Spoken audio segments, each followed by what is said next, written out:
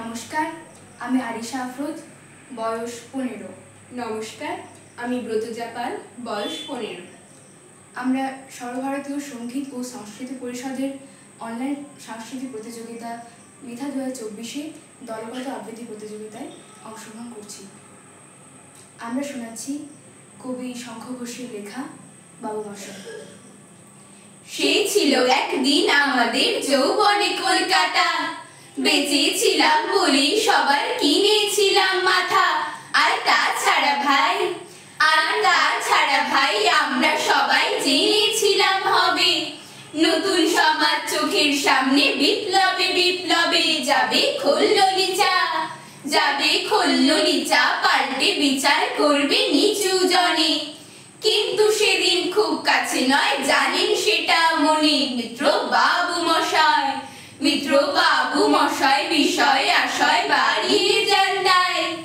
মাঝে মধ্যে ভাবেন তাদের নুন আনতে পান্তায়, নিত্য ফুরোয় যাদের সাদাল্লাদের শেষ তলানিটুকু, চির টাকার রাখবে তাদের পায়ের তলার কুকুর। সেটা হয় না বাবা বলেই থাবা বাড়ান যতেক বাবু। কার ভাগে কি কম পড়ে যায় ভাবতে থাকেন ভাবুক। অমনি দু চোখ বেয়ে অলক বেয়ে ঝরে জলের ধারা।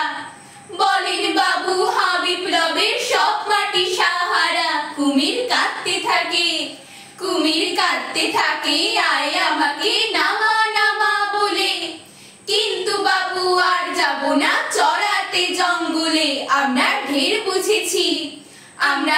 বুঝেছি খেদি পেছি নামের এসব আদর। সামনে গেলেই ভরবে মুখে প্রাণ ভরে তাই সাধু। তুমি সে বন্ধু না যে ধুনা জলে হাজার চোখে। দেখতে পাবে তাকে সে কি যেমন তেমন লোকে। তাই সব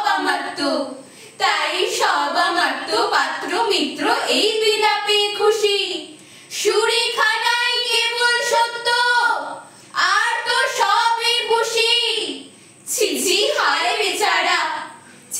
হায় বেচারা শুনুন যারা বস্ত্র পরিত্রাতা।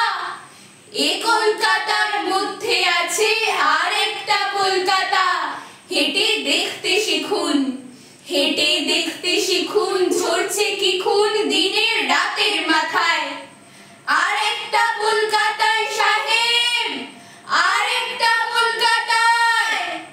সাহেব বাবু মশাই। নমস্কার।